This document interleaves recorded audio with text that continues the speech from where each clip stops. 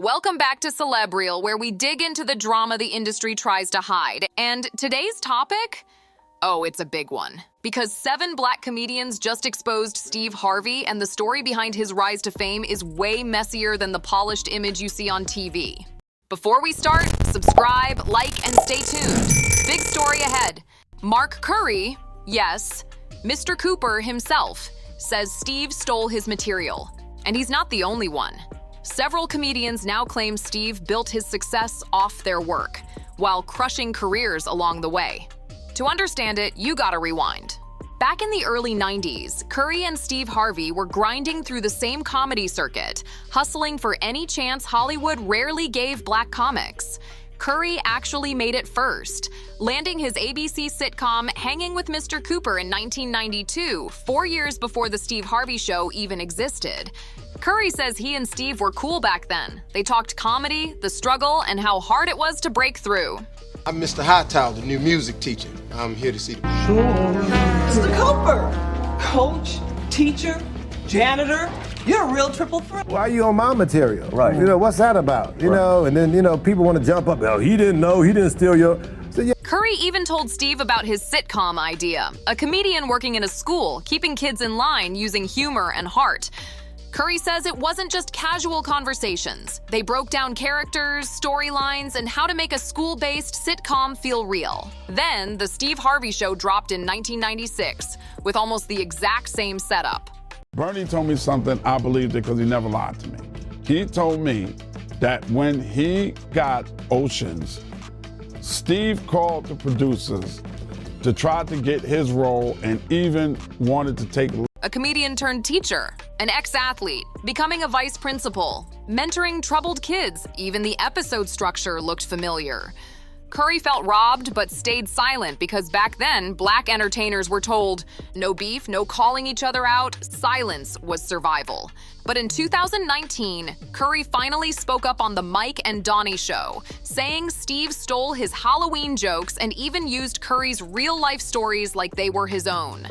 He said he confronted Steve at Def Comedy Jam 25, and Steve acted clueless. Then in 2024, Katt Williams reignited the whole thing on Club Shay Shay. And then stole everything Mark Curry had. Now Steve got a sitcom where he the principal, and he wearing... And straight up said Steve stole everything from Mark Curry. And that's when the internet finally exploded.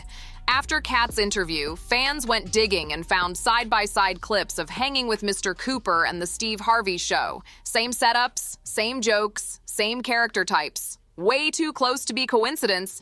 More like Steve borrowed a little too much. Steve never addressed it. Comedy Jam 25. It's good to see so many funny people together in one room, all wondering the same thing. Is Katt Williams gonna show up? I'm nervous as hell right now. No statement, no denial. Just silence, while his fame kept rising and Curry faded out. By 2000, Steve was headlining the original Kings of Comedy with Cedric, D.L. Hughley, and Bernie Mac. The tour was legendary, but behind the scenes, it was war.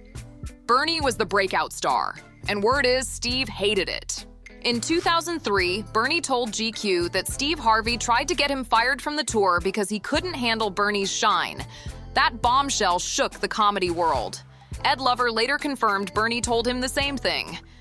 You know, Steve at one point was, uber successful, and then Bernie started to, because he didn't ever think he would get the opportunity he got. But once he did, America loved him, like we all kind of knew they would. And he decided to go a different... The tension got so bad, the second Kings of Comedy tour was canceled. They couldn't even be in the same room. Bernie became a TV icon with The Bernie Mac Show, but he and Steve never made peace. When Bernie passed in 2008, Steve avoided the real story, calling Bernie a special dude, while dodging the betrayal rumors. Then on January 3rd, 2024... He told me something, I believed it because he never lied to me. He told me that when he got Oceans, Steve called the producers to try to get his role and even wanted to take... Katt Williams hit Club Shay Shay and destroyed Steve Harvey's polished image for good. Katt's interview went mega viral, 80+ million views, and he didn't hold back. He accused Steve Harvey of stealing Mark Curry's sitcom idea, stealing Katt's own homeless story, and building his whole rise off other people's work. Katt even said Steve, Cedric the Entertainer, and a whole crew protected each other while robbing younger comics of their material. What made it hit so hard? Steve that went to go watch Mark Curry do his whole sitcom. Katt sounded dead serious. Names, dates, details, receipts. No guessing, no gossip. He dared Steve to respond. The comedy world blew up overnight. Some defended Steve, but others, including Mark Curry and Godfrey, backed Katt completely and dropped their own receipts. The same Steve that went to go watch Mark Curry do his whole sitcom and then stole everything Mark Curry had. Now Steve got a sitcom where he the principal and he wear a suit. Suddenly, Steve went from America's favorite uncle to one of comedy's most questioned men. Then Godfrey stepped in and made it worse. He said Steve's joke stealing wasn't random. It was calculated. We've been friends for 30 years, man. Oh, wow. 30 years. That's big, man. That's crazy, man. You know how people say that about marriage? That's a long time in Hollywood to be friends with. He'd sit in the back of comedy clubs, watch younger comics kill, memorize their best bits, then perform those same jokes on Showtime at the Apollo or on his specials before the original comedian even got a shot. Godfrey said it plain, you can't fight it, you're a nobody, and he's Steve Harvey. That I was just a no-name comedian and that he could take this joke and nobody would know. Right. The issue was that I had already done this particular joke on BET's Comic View twice. Steve's reputation behind the scenes was rough. Up-and-coming comics were warned never to use their best material if Steve Harvey was in the room, because if he liked it, it was gone. Godfrey said this wasn't random. It was Steve's whole strategy. Spot-hungry, talented comics without connections take their material, then perform it on bigger stages where they couldn't compete. You know, Bernie, felt like he didn't want to do it anymore. He was on his own path, and Steve. So, nothing like that ever happens or doesn't happen for a reason. So I was disappointed. What made Godfrey's words hit even harder was that he had nothing to gain. He wasn't tight with Katt or Curry. He was just confirming what the comedy circuit had whispered for years. People started asking how Steve got away with it for decades and why the industry kept protecting him. DL Hughley ended up in the most awkward spot. This is like Steve Harvey telling people he used to be homeless. That's my story. That's not his story. Steve Harvey wasn't never homeless. When Mark Curry was touring with him 25 years ago, he was making $3,000 a show in cash and doing 5 shows. He was one of the original kings of comedy with Steve, Bernie, and Cedric, meaning he knew exactly how bad the behind-the-scenes tension really was. After Katt's viral interview, DL tried to stay neutral. On podcasts, he admitted the beef between Bernie and Steve was real enough to kill the second Kings of Comedy tour, but he very carefully avoided calling Steve out. DL said Bernie felt strongly about certain things, and Steve felt strongly about certain things, but fans heard the subtext when he praised Bernie's integrity on saying he wasn't the type to lie, that basically told everyone Bernie's version was the true one. Bernie died in 2008, still angry at Steve, and DL's careful wording made it clear the wound never healed. DL looked uncomfortable defending Steve. He praised Bernie, admitted the tension was real, and never once said Katt Williams was lying. Saying I can't let these dudes lie. Cedric sitting here telling you why he ain't a movie star. He over here look like a walrus. You didn't say nothing. Just repeated that things were complicated. His body language told the real story. Cedric, on the other hand, went full defense mode. As Steve's longtime friend and fellow king of comedy, he called Katt's claims revisionist history and insisted Steve never stole anything. Not jokes, not stories, nothing. But fans weren't buying it. Cedric never explained why the Steve Harvey show looked almost identical to Mark Curry's sitcom, or why Bernie Mac and Ed Lover told the exact same betrayal story. too many people from different eras were saying the same thing, and Cedric dodged every single detail. It didn't help that Cedric has his own history with joke theft accusations. Joe Torre and other comics called him out back in 2007. He denied it, but the stain never fully disappeared. So when he defended Steve, a lot of fans saw it as one alleged joke thief protecting another. Katt Williams claimed Steve and Cedric covered for each other for years, and honestly, it made sense. If Steve went down, Cedric's old accusations would resurface instantly. During that October 2024 panel, Cedric tried to keep everything polished, saying Bernie was family and no bad blood existed, but then admitted the beef was real and serious. That contradiction told fans everything they needed to know. Ed Lover stepped in and confirmed Bernie Mac's story. He said Bernie personally told him about Steve Harvey's betrayal back when it was actually happening, not years later. That alone made the whole situation hit way harder. Bernie Mac wasn't known for lying or exaggerating. He was known for brutal honesty, even when it cost him work.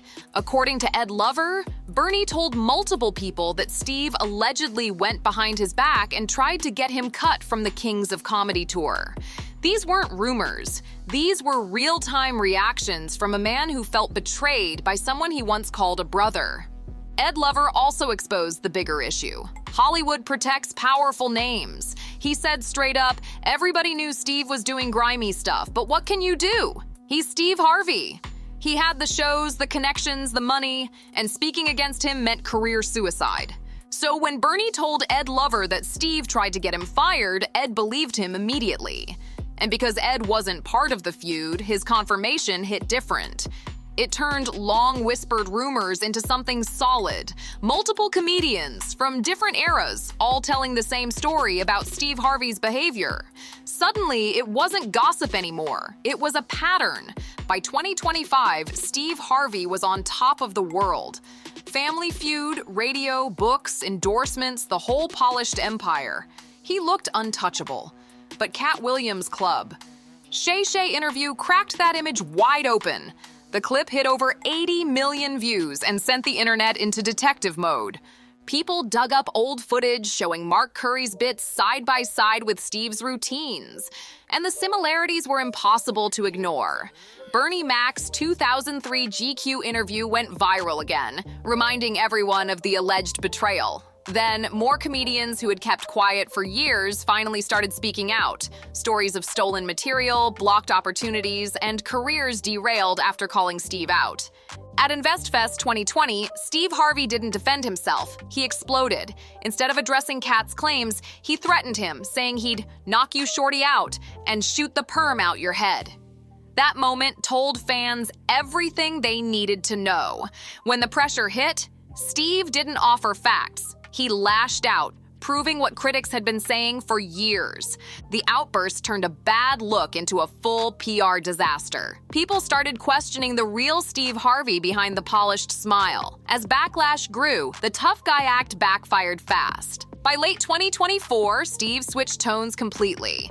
On the Pivot podcast, he suddenly claimed he probably shouldn't have said anything, and even said he apologized to Katt Williams.